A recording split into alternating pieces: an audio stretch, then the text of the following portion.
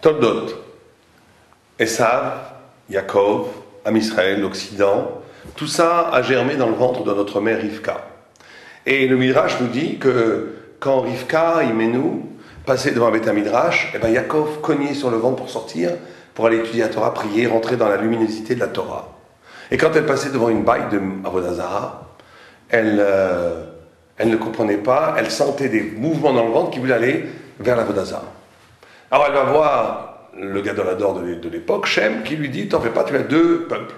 Et là, elle se calme. Tout le monde pose la question, pourquoi elle se calme? Pourquoi est-ce que quand c'est une personne qui allait au-dehors, là on a un grand enseignement moussarique, qu'une personne qui vacille entre deux mondes, c'est une catastrophe. Mais que deux personnes, un va vers le mal et l'autre vers le bien, on pourra toujours croire, on pourra toujours faire que le mal revient au bien. Mais si le mal et le bien sont mélangés, il n'y a pas d'espoir. Regarde. Mais ce qui nous intéresse à nous, c'est une question extraordinaire qui est posée par rapport à ce texte. C'est que vous savez qu'il y avait une discussion entre Rabbi Yehuda Anassi et Antoninus, un goy, l'empereur romain, à savoir, est-ce que le mal, le Yetzer Hara, existe dans le ventre de la mère? Et Rabbi disait oui. Et Antoninus disait c'est impossible parce que sinon, le mal détruirait la genèse de la vie. Le mal détruirait tout. Il ne peut pas y avoir l'éruption de la vie, la genèse de la vie, la création d'une merveilleuse créature qu'est l'enfant, l'embryon avec le mal. Ça ne va pas ensemble. Et Rabbi, après, à partir des psukim de la Torah, donne raison à Antoninus. Et la conclusion de la Gemara, c'est que le mal n'existe pas dans le ventre de la mère. Il n'y a pas de Yetzer Hara. Alors comment est-ce qu'on peut expliquer que quand Rivka passait devant une maison de Yetzer Hara, elle sentait des mouvements de cognade parce qu'il voulait sortir dehors faire l'Avodah Zarah? C'est impossible. C'est impossible. Plus que ça. On va radicaliser la question. Vous savez qu'il y a un midrash qui dit que quand l'enfant est dans le ventre de la mère, on enseigne toute la Torah. Et il a une bougie sur le front et il voit le monde jusqu'au bout. C'est extraordinaire comme image. On dit que la bougie est sur le front, mais qu'il voit le monde jusqu'au bout. On ne dit pas que la bougie éclaire le bout du monde, on dit qu'il est éclairé intérieurement et que par cet éclairage, cette luminosité intérieure, il découvre le monde entier. C'est-à-dire c'est une connaissance sans transition, une connaissance en essence.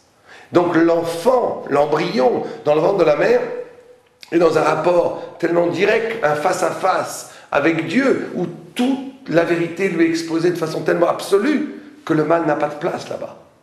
D'ailleurs, le Maharal de Prague explique quelque chose de formidable. Il dit que, le Midrash continue, il dit que l'enfant né, on lui donne une claque sur la bouche. Et c'est pour ça qu'on a tous ce petit signe là, au-dessus des lèvres. C'est le coup que l'ange a donné sur la bouche pour dire chut, oublie toute la Torah. Maintenant va et va réapprendre ce que tu as oublié. Mais le Maharal de Prague pose une question, il dit pourquoi sur la bouche? Pourquoi pas donner une claque sur le front? Il dit parce que justement, ce qui fait oublier la Torah, c'est d'être rentré dans la parole.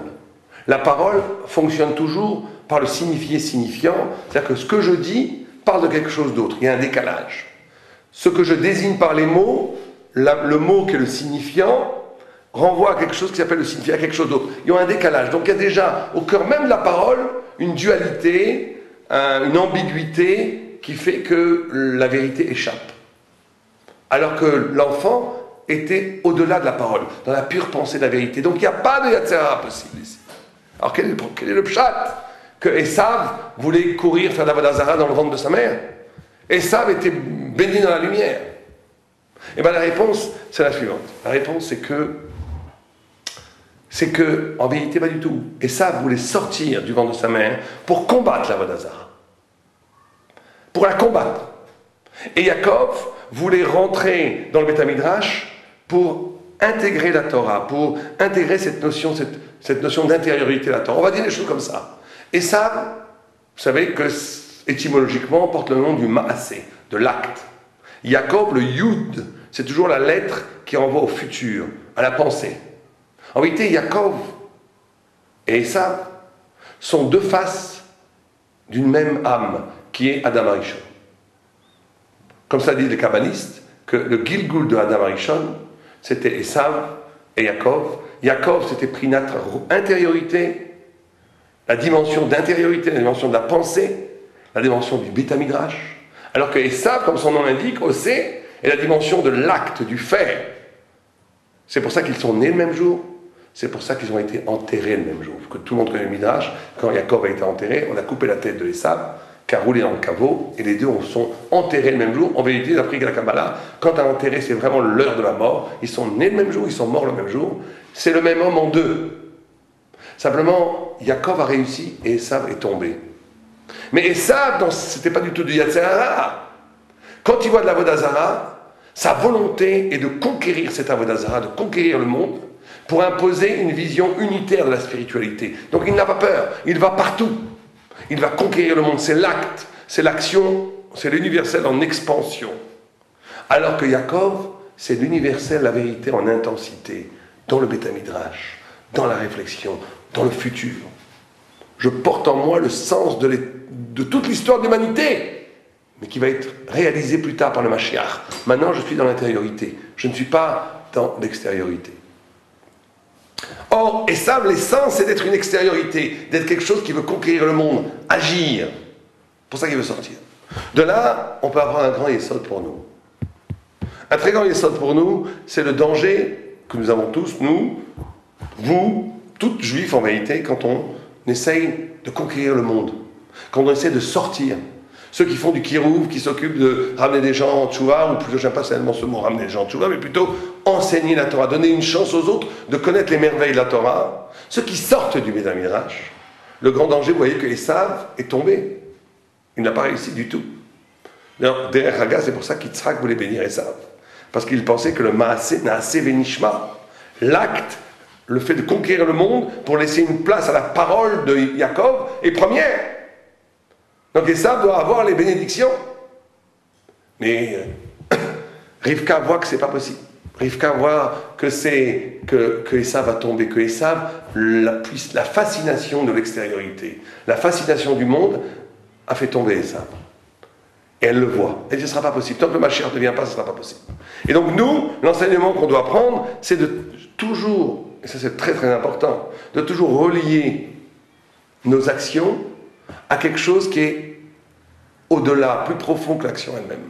C'est que l'essence même de la mitzvah, c'est ça. La mitzvah, c'est de reconnaître que dans une mitzvah, il y a de la kedusha. Il y a quelque chose qui dépasse l'acte, l'agir. Il y a un midrash où, à la fin des temps, les goïms diront aux juifs, mais c'est normal que les juifs ont fait la Torah, ils ont eu la Torah, nous on n'a pas eu la Torah. Et Dieu leur donne une petite mitzvah kala, facile à faire, qui s'appelle Souka.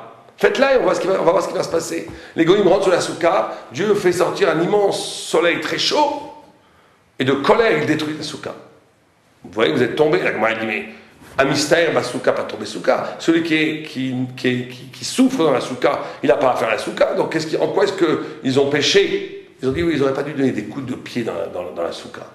Quel est le pshat de cette Gemara? Le pshat, c'est que les non-juifs, les nations, quand on leur a donné une mitzvah, ils n'ont vu que l'aspect de l'acte. Donc l'acte est impossible à faire, on détruit la Souka. Alors que nous on dit, au-delà de l'acte, il y a une kedusha, il y a une sainteté dans les choses. Des tefilines, même s'ils sont plus cachers, on va les enterrer comme un homme, on ne va pas les jeter. Quand une mitzvah n'est plus réalisable, on ne va pas donner des coups de pied. Pourquoi? Si elle n'est plus réalisée, il n'y a plus d'acte. Non, parce que l'acte révèle de la Torah. L'acte, au cœur de chaque mitzvah, il y a de la Torah, il y a de l'infini, il y a du lien avec Dieu, ça dépasse l'agir. Et c'est ça que nous, on doit faire comme tikkun, c'est qu'on doit, bien entendu qu'on doit aller à l'extérieur, bien entendu qu'on doit conquérir, illuminer le monde, mais chaque fois qu'on le fait, il faut faire très attention que cet acte, cette extériorisation, soit liée en amont au Beth Midrash, à l'intériorité, à la tfila, à quelque chose qui dépasse la notion d'agir. C'est l'enseignement peut-être le plus fondamental qu'on peut apprendre de cette dichotomie, de cette dualité qu'il y avait entre Esav et Yaakov. Oui, c'est pour nous un peut-être des plus grands dangers.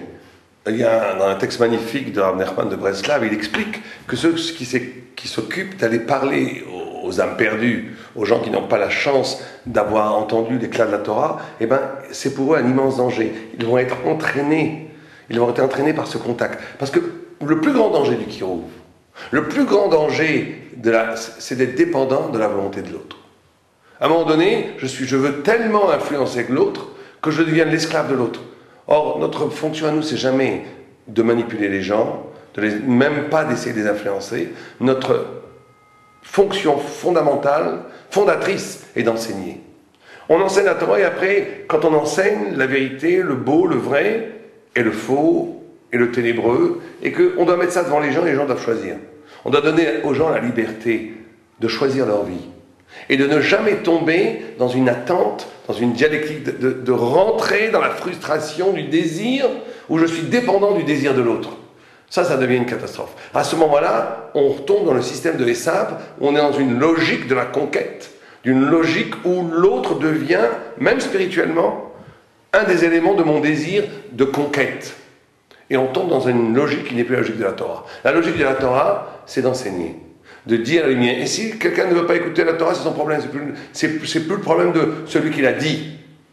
Mais il faut au moins donner la chance aux gens de choisir. Et d'ailleurs, quand je dis aux gens, on doit aussi parler par rapport à nous-mêmes. On doit s'enseigner mutuellement, on doit s'enseigner à nous-mêmes.